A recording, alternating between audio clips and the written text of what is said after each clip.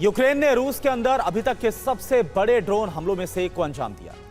बिजली घरों से लेकर तेल टर्मिनल तक और युद्धपोत से लेकर हथियार कारखानों तक कई अहम ठिकाने निशाने पर आए। लेकिन सवाल सिर्फ इन हमलों का नहीं, सवाल उस शांति समझौते का भी है जो बार बार चर्चा में आता और हर बार अटक जाता है।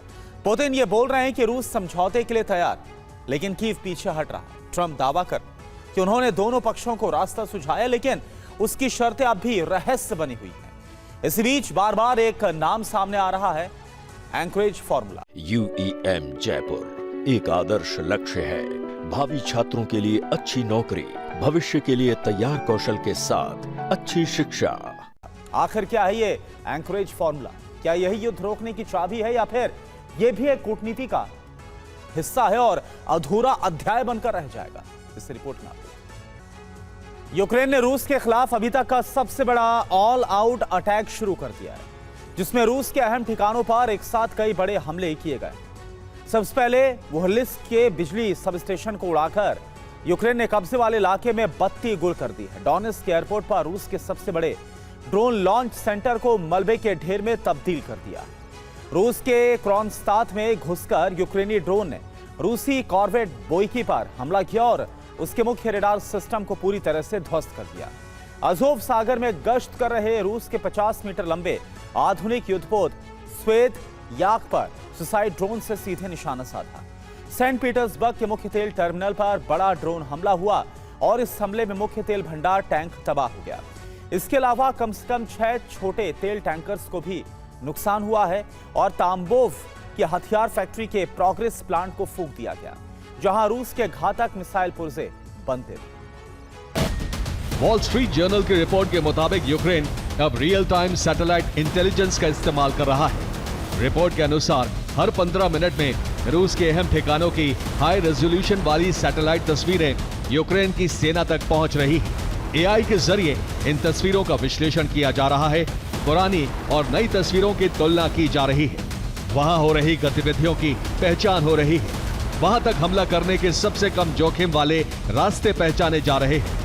AI और सैटेलाइट के जरिए रूस की डिफेंस की कमजोरियों का भी पता लगाया जा रहा है।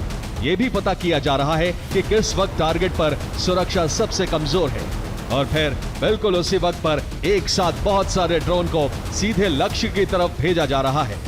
लेकिन इसी बीच यूक्रेन के राष्ट्रपति वोलोदिमीर ज़ेलेंस्की ने एक बड़ा कूटनीतिक कदम उठाया है।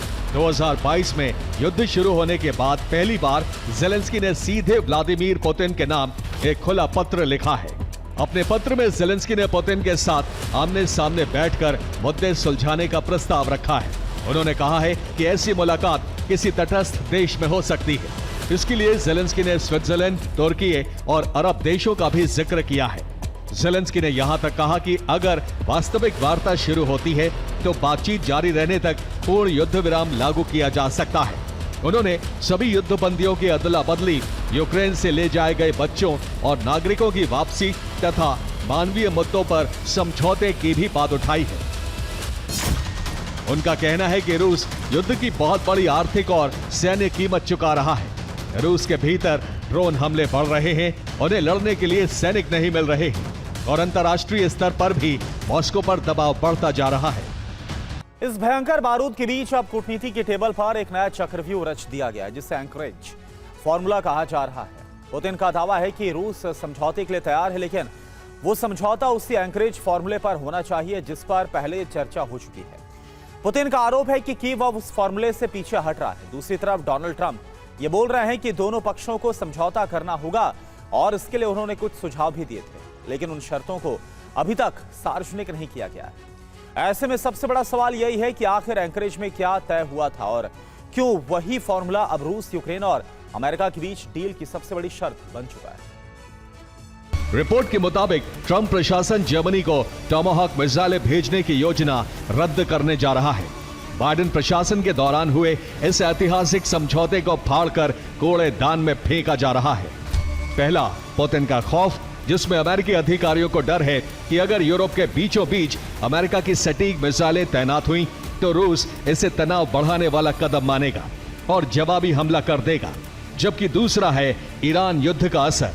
क्योंकि युद्ध के शुरुआती हफ्तों में ही अमेरिका ने अपनी हजारों टोमाहॉक और पैट्रियट मिसाइलें खर्च कर दी हैं। इसलिए अमेरिका के पास खुद को बचाने के लिए हथियारों की कमी आ गई है।